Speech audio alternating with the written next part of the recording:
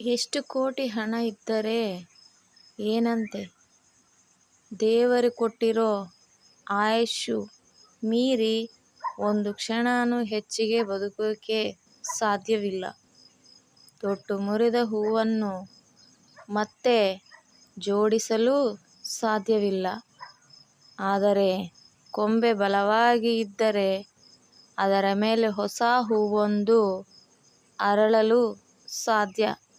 ಅದೇ ರೀತಿ ಜೀವನದಲ್ಲಿ ಕಳೆದು ಹೋದದ್ದನ್ನು ಮರಳಿ ಪಡೆಯಲು ಸಾಧ್ಯವಿಲ್ಲ. ಅದೇ ರೀತಿ ಧೈರ್ಯ ಮತ್ತು ನಂಬಿಕೆ ನಮ್ಮಲ್ಲಿ ಇದ್ದರೆ ನಾವು ಮುಂಬರುವ ಪ್ರತಿ ಕ್ಷಣವನ್ನು ಸುಂದರವಾಗಿ ಸೃಷ್ಟಿಸಿಕೊಳ್ಳಲು ನಮ್ಮಿಂದ ಸಾಧ್ಯ. ಏನಂತೀರಾ? ಹೌದಂತೀರಾ? ಅಲ್ಲ ಅಂತೀರಾ? ಫ್ರೆಂಡ್ಸ್, ಕಾಮೆಂಟ್ ಮಾಡಿ.